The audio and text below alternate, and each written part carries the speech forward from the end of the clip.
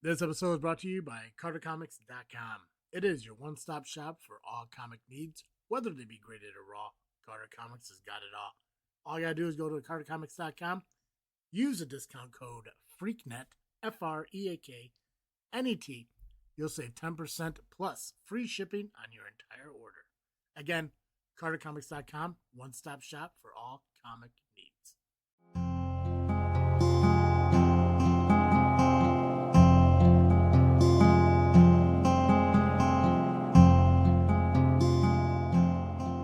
Listeners, we have arrived to the final 2025 episode of this freaky show.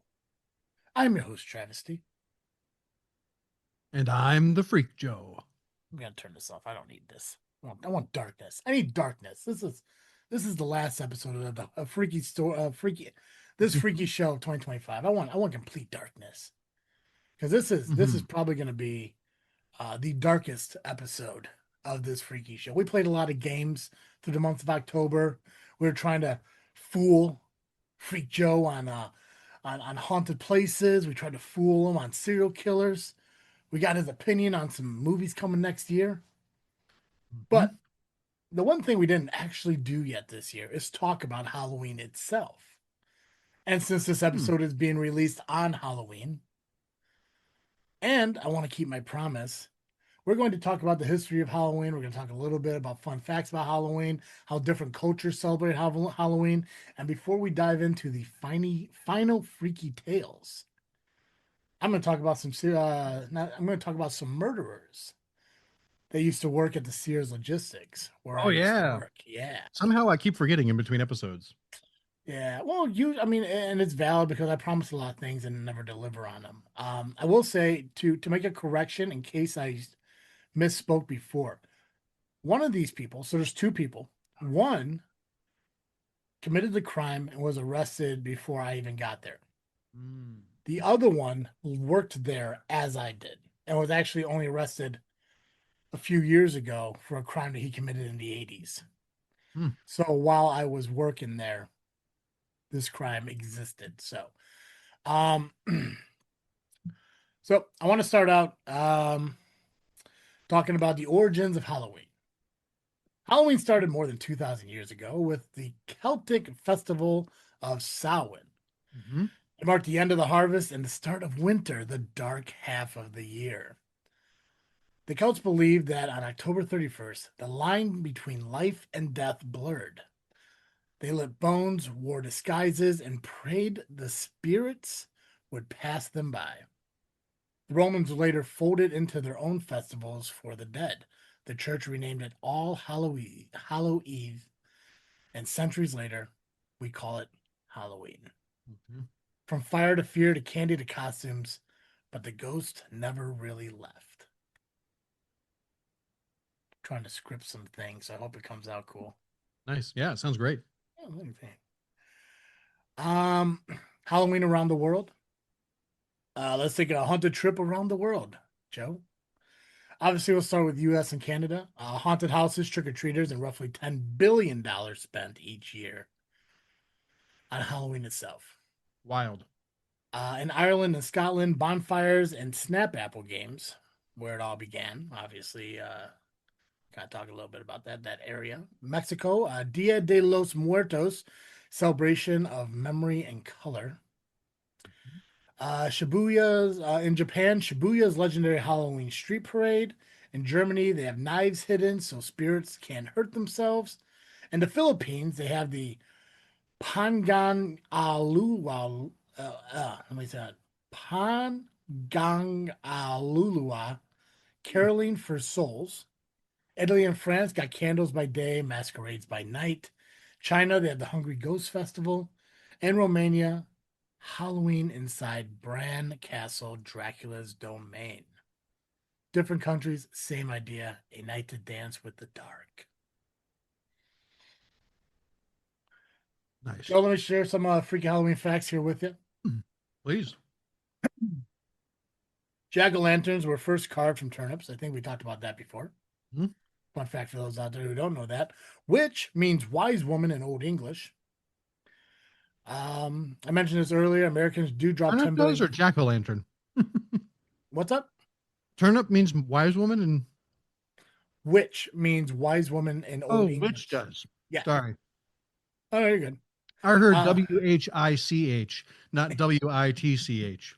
ah, there we go. Mm-hmm. And that's why English is crazy. Nutty. As I mentioned, Americans do drop $10 billion on Halloween every single year. Candy corn was once called chicken feed. The That's largest funny. pumpkin ever grown, which for those who don't know, Illinois grows the most pumpkins in the Damn United right. States. Largest pumpkin ever grown was 2,700 pounds. Orange equals harvest, where black equals death. That's why Halloween has the orange and black color scheme. Nice. Last Halloween full moon, 2020. Michael Myers' mask was repainted Captain Kirk. I always told it was an inside out Captain Mm, Kirk mask, but I guess it was just painted. yeah, Um, stretched out too. I think maybe run over by a truck. and for those of you who have a fear of Halloween, your phobia is known as samhainophobia. Hmm, weird. Let me go ahead and dive in here real quick. So those are all the facts and issue or information stuff about Halloween. And I know I kind of ran through it pretty quickly. The thing is, though, over the course of this freaky show, we have talked about Halloween. We've talked about the history of it, and we kind of gone into depth in other episodes and stuff like that. Um, so you can always go back and check those out and everything. So the one thing I do want to talk about, obviously, as I mentioned, is the true horror, real crimes here in Illinois. Not only in Illinois, but in a job I used to work at. And one of them was Thomas A. Small of Kankakee County, which is just south of me, was charged with 2 counts of murder and 1 count of concealing a homicide, a cold case dating back to 1980. Authorities allege he killed his wife, dismembered her body, and hid the remains for decades. He did plead not guilty, but he did ultimately get charged for it because there was enough evidence to prove that he did it. The people who found the body, who was investigating the case, determined that this was one of the most gruesome murders they have ever seen in their career. So, Creepy. yeah, yeah. The other guy, Daniel Kilbert, was married to a woman known as Deborah Lee Corbett, who lived in the Royal Estates trailer park down here in Kankakee. This was back in 2001. Wait, so you worked with two separate murderers involved in So two separate murders? I worked with one. The other one was arrested in 2001. I didn't get to Oh, Sears gotcha. until 2007. Gotcha. Now there is Oh, something he worked at the interesting. same place, but at a different time. Yes, yeah. So there's something about that Sears that either attracts murderers or makes them. There was a shooting outside that Sears a few years after I left there. Mhm. Um, yeah. But there is something like when I was kind of putting this together that made me kind of realize something. And I'm going to talk about that here in a second. But Deborah Lee Kilbert was 38 years old. Also, she was known as a missing person until her body was discovered. Lived in the Royal Estates trailer park. She endured months of domestic violence. On the night she died, neighbors heard her scream um, that she couldn't breathe. Her Mhm. husband, Daniel Kilbert, confessed, saying he killed her, wrapped her body in her sleeping bag, and sealed it inside a purple 32-gallon tub that he left in his trunk. Fun fact, not fun fact, but a fact, it was purple was her second favorite color. So, That is gruesome. Yeah, gruesome, yeah. ghoulish, macabre. He did plead guilty, received 39 years, and remains in prison at Dixon Correctional Center until at least 2039. Currently, Deborah is buried at the Mount Calvary Cemetery in Kankakee. Now, the one thing that these articles didn't mention um, is where they found the body. Now, it was mentioned, obviously, she was in a tote inside the trunk of the car. That car he drove to work at the Sears warehouse. parked it in the back parking lot. Now, if you can imagine in your mind, there's this big warehouse and this big parking lot right there in front of the warehouse, and right in front of that parking lot is a little retention pond. And that's where like semi trucks will park overnight, like that area. It's the farthest point away from this from the doorway. No one ever really parks out that way. I'm Gotcha. sure before I got there, when that cemetery was bustling, maybe the parking lot was filled a lot more. Not so much nowadays. Everyone kind of parked up front, but there was this retention pond, and he parked back down by that retention pond, and it was parked there for days in the summer. And the only reason she was found is because somebody noticed the smell. Yep. I figured that's where we were headed. So, Uh, so Thomas A. Small and Daniel Kilbort both worked together. They knew each other, and when police arrived to arrest Kilbort, which they did at work, Thomas Small was already employed at the Sears warehouse. So that means Small was there. He witnessed the arrest, saw his coworker taken away in cuffs for a murder. All in the while, the same murder he committed nearly 20 years ago and was still getting away with it then. Crazy. For more than Absolutely 20 crazy. years. For more than 20 years, he carried the knowledge, watching somebody else pay for their crime while his own remained buried.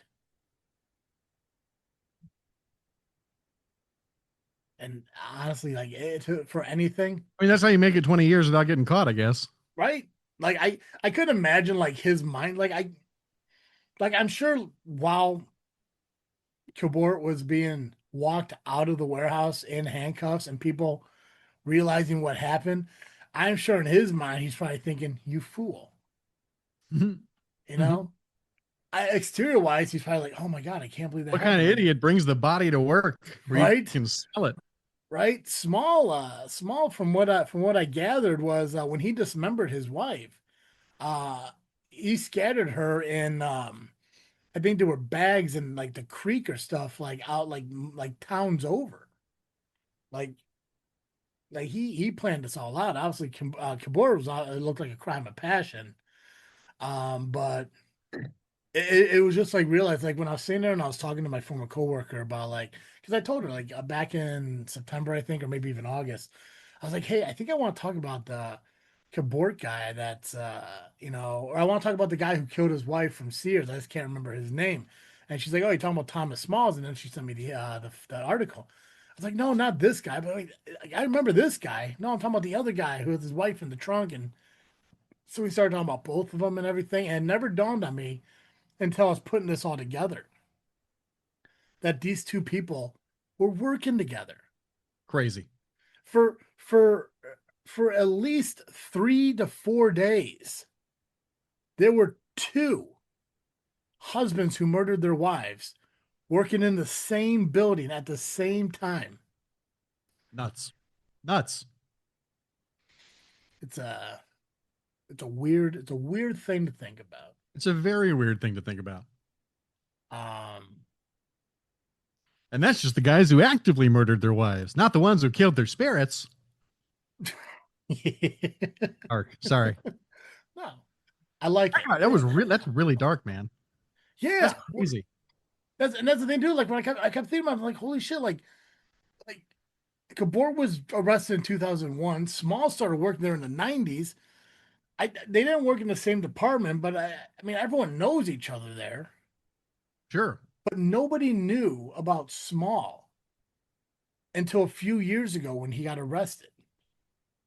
Now, obviously, he's spending the rest of his life in jail, but Yeah, he was an old man. yeah. So, Halloween has always been about two things: imagination and remembrance. It's the night we stare straight into fear and laugh, and it's the night we light candles for those we've lost. From ancient Celts keeping watch over their fires to families placing marigolds on graves, this night bridges worlds. So while you celebrate, take a moment for the real ones, the lives cut short, the stories that turn to whispers, that the real heart of Halloween. Nice. Yeah, I thought I'd say something sweet. Mm-hmm. Um, guys, Freak Joe asked me before we're recording which story we're going to read here at the end. I'm gonna give him a choice. I hope he chooses right for you guys, and I hope you guys enjoy it. Regardless of what he chooses, it's gonna be a great story. And I hope you're watching the video on Freaknet Studios. You can admire Freak Joe's new spread that he has going on. Thank you. Thank you for Very being. That's one of the things I'm freaking thinking about this week for sure. very what's a good word, like alter like. Ooh, I hadn't thought about it that way. I 100% did, based on your profession. 100%. Yeah, yeah. I was gonna say pew, but pew is where people sit, but you Right. stand at That's the true. altar. Very, very altar, right? Very Pulpitess. pulpit. Yeah, yeah. The thing that people stand at when they give speeches. Yeah. Yeah, very like that. I like it. There's chess. I guess there's some fancy form of chess, or just Yep. So I bought it thinking it was the Wizard chess set because it's from the Wizard Chess Company. ooh. But it was cheaper to buy their new version, which swaps out for multiple games. And because it plays multiple games, it does not do the magic move the pieces on its own thing, which is really disappointing. But that's what happens when you buy something and then don't open it for 5 years. You forget. But it is pretty cool, and it's neat. And once I figure out what my username is and how to share it, if you guys want to play me in chess, I'm willing to make a Patreon level for that or something, There you go. or Discord chat. I don't know. Absolutely. I'll play some chess. I'll lose a lot. So Ruin you yeah, guys' image of me as being intelligent. as long as you have fun doing it, right? That's right. So Joe is going to do the final Freaky Tales for October 2025. And again, regardless of the story he chooses, it's going to be great. So, Joe, I'm going to leave it to you. I decided that because I've done the Telltale Heart, I think for the last 3 years, I decided not to do that one again this year. So we're going to go to another classic American author, Washington Irving, and his short story, The Adventure of the German Student.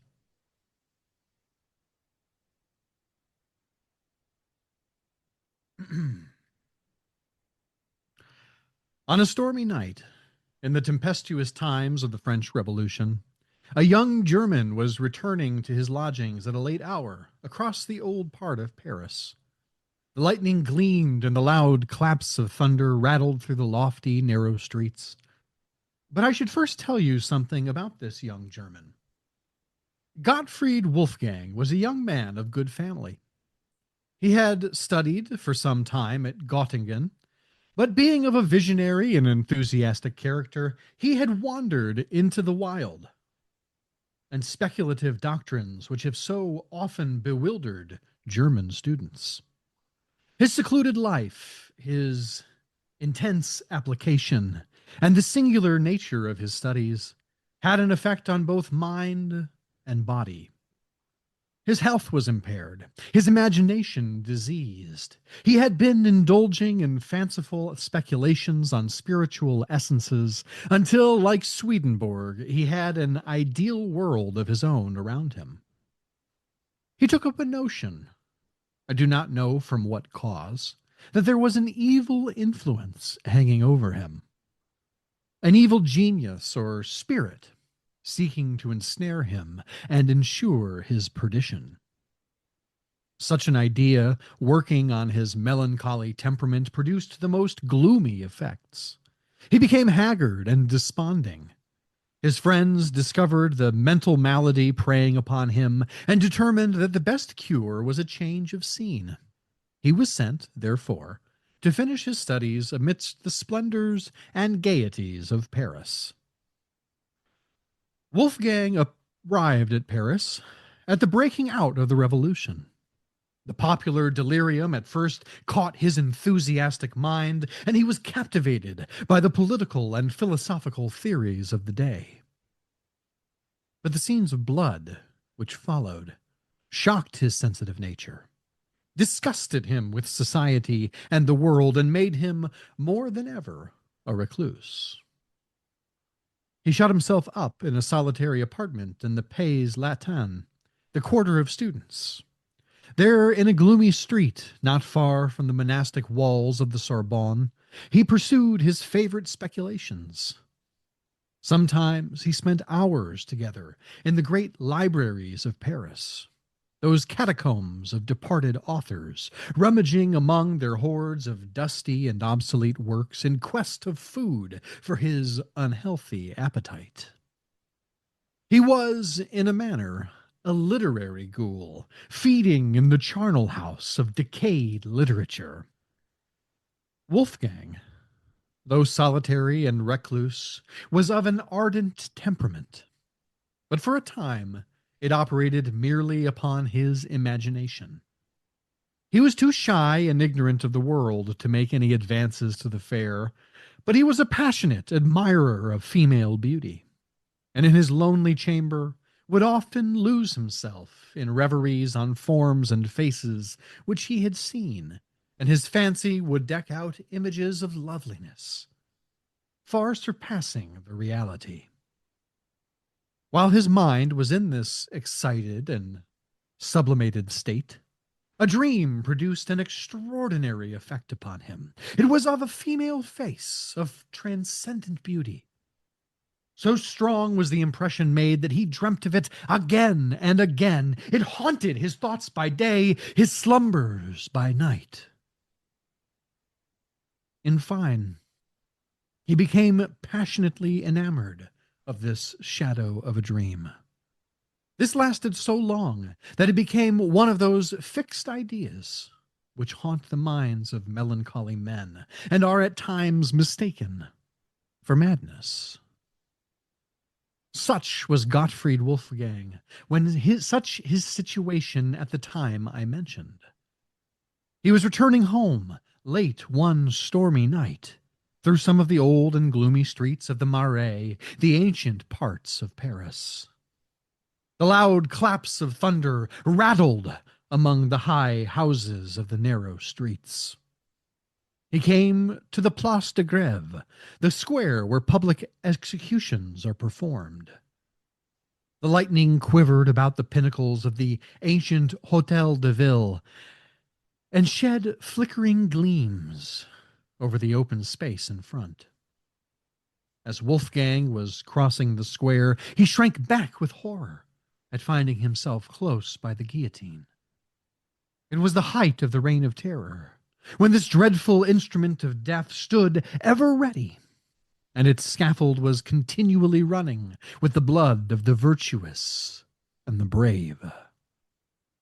It had that very day been actively employed in the work of carnage, and there it stood, in grim array, amidst the silent and sleeping city, waiting for fresh victims. Wolfgang's heart sickened within him, and he was turning, shuddering from the horrible engine, when he beheld a shadowy form cowering, as if it were at the foot of the steps which led up to the scaffold. A succession of vivid flashes of lightning revealed it more distinctly. It was a female figure, dressed in black.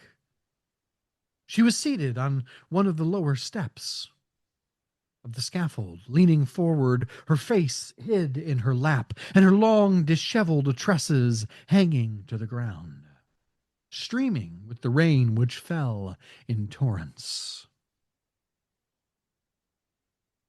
Wolfgang paused.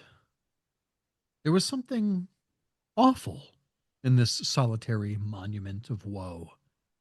The female had the appearance of being above the common order. He knew the times to be full of vicissitude, and that many a fair head which had once been pillowed on down now wandered houseless. Perhaps this was some poor mourner whom the dreadful axe had rendered desolate, and who sat here heartbroken on the strand of existence from which all that was dear to her had been launched into eternity. He approached and addressed her in the accents of sympathy. She raised her head and gazed wildly at him. What was his astonishment at his beholding, by the bright glare of the lightning, the very face which had haunted him in his dreams. It was pale and disconsolate, but ravishingly beautiful. Trembling with violent and conflicting emotions, Wolfgang again accosted her. He spoke something of her being exposed at such an hour of the night and to the fury of such a storm, and offered to conduct her to her friends. She pointed to the guillotine with a gesture of dreadful signification. "I have no friend on earth," said she. "But you have a home," said Wolfgang. "Yes, in the grave." The heart of the student melted at the words. "If a stranger dare make an offer," said he, "without danger of being misunderstood, I would offer my humble dwelling as a shelter, myself as a devoted friend. I am friendless myself in Paris, and a stranger in the land. But if my life could be of service, it is at your disposal, and should be sacrificed before harm or indignity should come to you." There was an honest earnestness in the young man's manner that had its effect. His foreign accent, too, was in his favor. It showed him not to be a hackneyed inhabitant of Paris. Indeed, there was an eloquence in true enthusiasm that is not to be doubted. The homeless stranger confided herself implicitly to the protection of the student. He supported her faltering steps across the Pont Neuf, and by the place where the statue of Henry IV had been overthrown by the populace.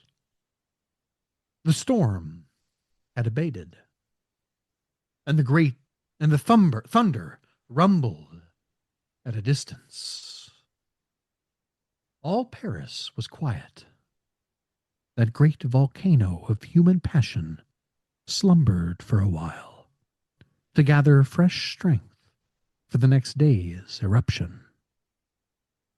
The student conducted his charge through the ancient streets of the Pays Latin, and by the dusky walls of the Sorbonne to the great dingy hotel which he inhabited. The old portress, who admitted them, stared with surprise at the unusual sight of the melancholy Wolfgang with a female companion. On entering his apartment, the student, for the first time, blushed at the scantiness and indifference of his dwelling. He had but one chamber, an old-fashioned saloon, heavily carved and fantastically furnished with the remains of former magnificence. For it was one of those hotels in the quarter of the Luxembourg Palace, which had once belonged to the nobility. It was lumbered with books and papers and all the usual apparatus of a student, and his bed stood in a recess at one end. When lights were brought, and Wolfgang had a better opportunity for contemplating the stranger, he was more than ever intoxicated by her beauty. Her face was pale, but of a dazzling fairness, set off by a profusion of raven hair that hung clustering about it. Her eyes were large and brilliant, with a singular expression approaching almost to wildness.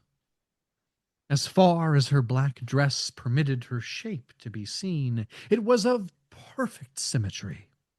Her whole appearance was highly striking, though she was dressed in the simplest style.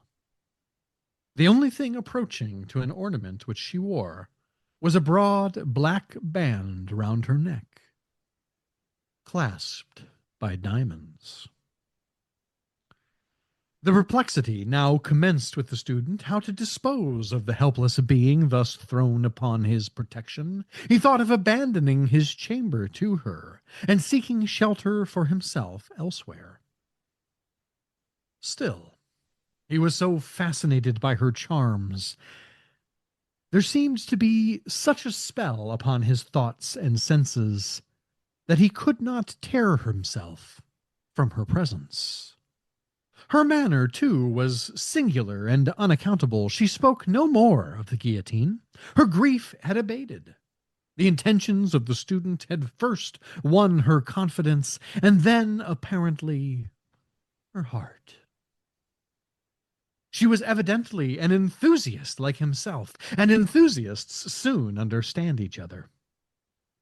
In the infatuation of the moment, Wolfgang avowed his passion for her. He told her the story of his mysterious dream, and how she had possessed his heart before he had even seen her. She was strangely affected by his recital, and acknowledged to have felt an impulse toward him equally unaccountable. It was the time for wild theory and wild actions. Old prejudices and superstitions were done away. Everything was rubbish under the sway of the goddess of reason. Among other rubbish of the old times, the forms and ceremonies of marriage began to be considered superfluous bonds for honorable minds. Social compacts were the vogue. Wolfgang was too much of a theorist not to be tainted by the liberal doctrines of the day. "Why should we separate?" said he.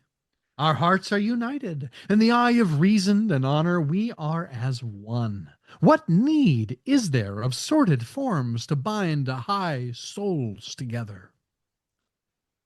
The stranger listened with emotion. She had evidently received illumination at the same school. "You have no home nor family," continued he. "Let me be everything to you, or rather let us be everything to one another. If form is necessary, form shall be observed. There is my hand. I pledge myself to you forever." "Forever?" said the stranger solemnly. "Forever," repeated Wolfgang. The stranger clasped the hand extended to her. "Then I am yours," murmured she, and sank upon his bosom.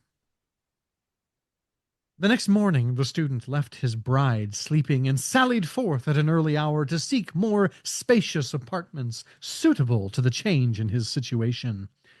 When he returned, he found the stranger lying with her head hanging over the bed and one arm thrown over it. He spoke to her, but received no reply. He advanced to awaken her from her uneasy posture. On taking her hand, it was cold. There was no pulsation. Her face was pallid and ghastly. In a word, she was a corpse. Horrified and frantic, he alarmed the house. A scene of confusion ensued. The police were summoned. As the officer of police entered the room, he started back on beholding the corpse. "Great heaven!" cried he. "How did this woman come here?" "Do you know anything about her?" said Wolfgang eagerly. "Do I?" exclaimed the police officer. "She was guillotined yesterday." He stepped forward, undid the black collar round the neck of the corpse, and the head rolled on the floor. The student burst into a frenzy. "The fiend! The fiend has gained possession of me!" he shrieked. "I am lost forever." They tried to soothe him, but in vain. He was possessed with the frightful belief that an evil spirit had reanimated the dead body to ensnare him. He went distracted and died in a madhouse.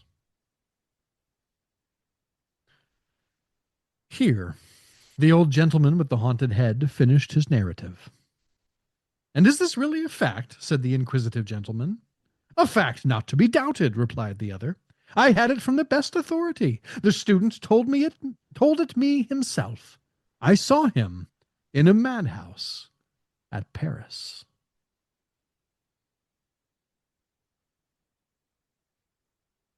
The end. Dark in here. Can't see it. Goosebumps, bro. Goosebumps. Good job. There you go.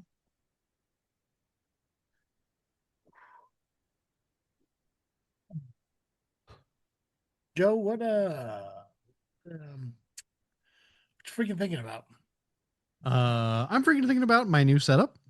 I've been wanting to do it since I moved in here, and it's not fully complete yet, but I'm pleased with the progress. I've got a nice a bar counter here where I could make drinks and things, and have nice space for my podcasting equipment and chessboard and things, and that's nice.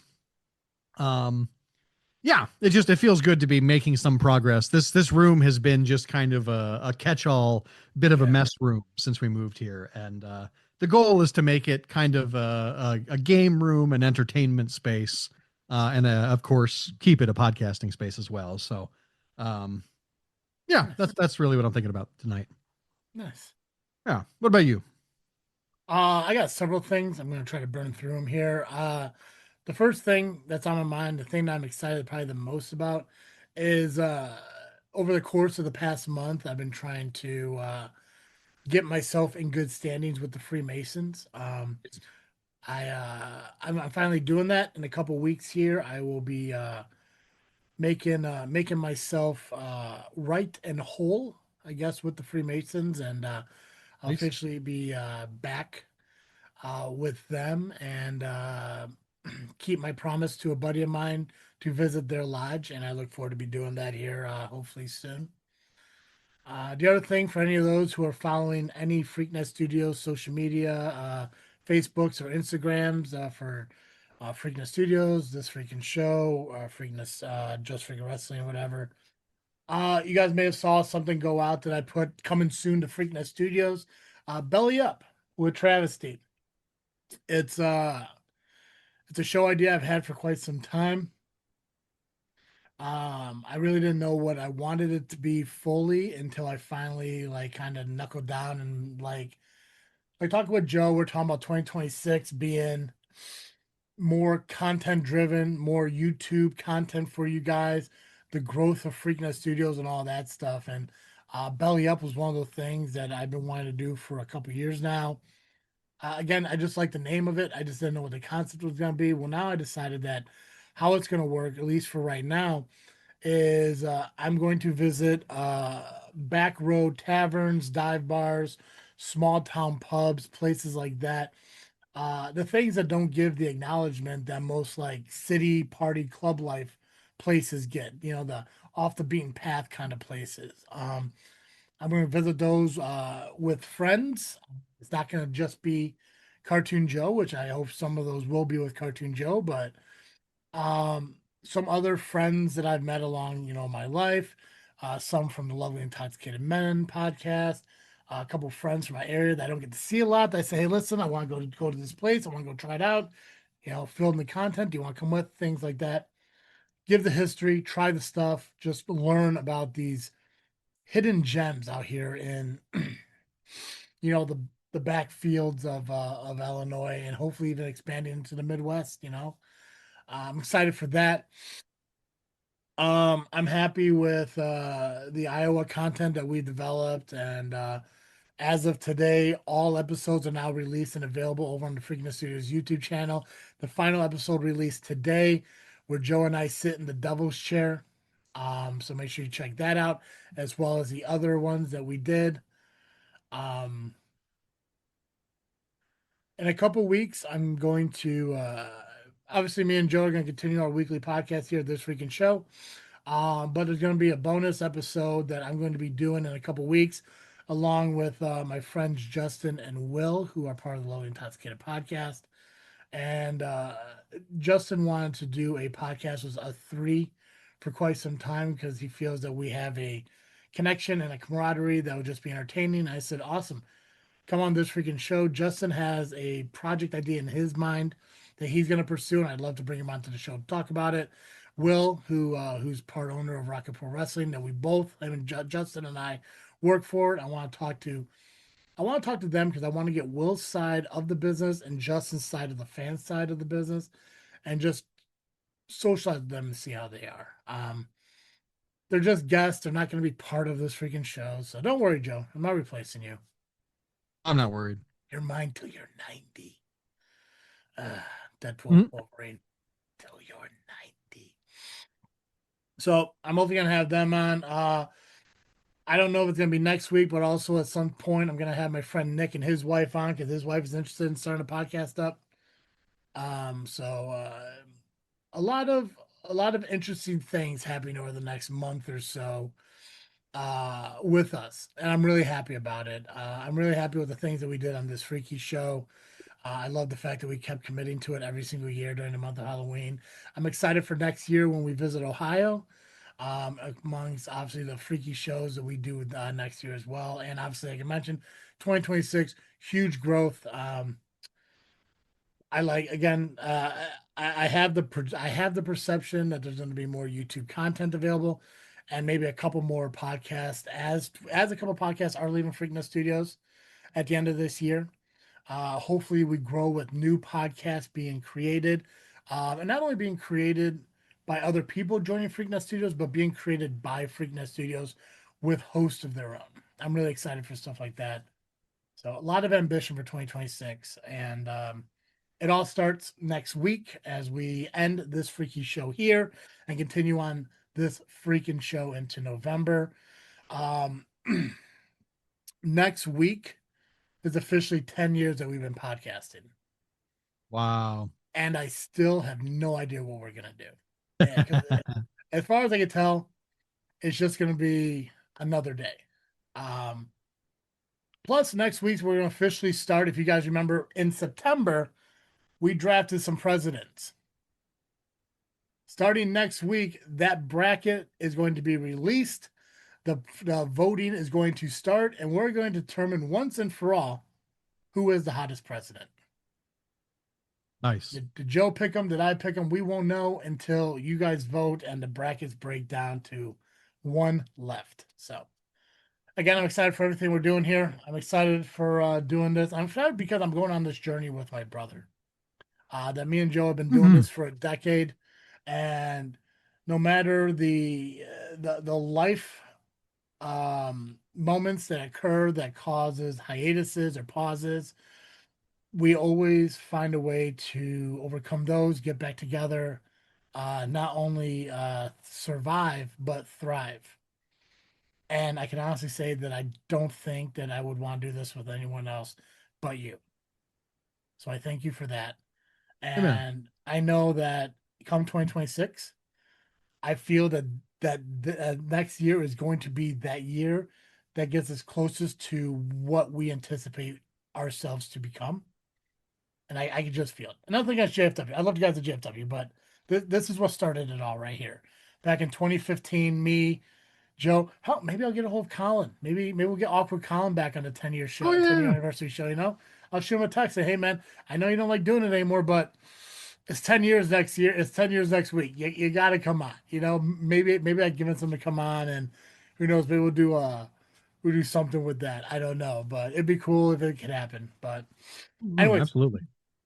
guys, uh one final thing. I got to do it. Joe, Yes.